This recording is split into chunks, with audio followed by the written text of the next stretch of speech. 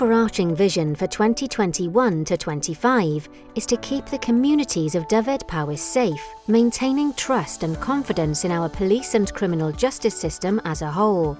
This means we support our communities when there is crime and antisocial behaviour. Services are accessible to all, recognising diversity and Welsh language. We tackle high community harm problems, including substance misuse, violence against women and girls, and mental health. We meet our community's crime prevention needs, protecting the public and building resilience. And our public engagement drives strategic decision-making. Dyfed-Powys Police Force is an integral part of our communities, and this unique relationship is of paramount importance. The public must remain at the heart of everything we do and every decision we make. We will monitor how the police, commissioned services and partners deliver against the priorities.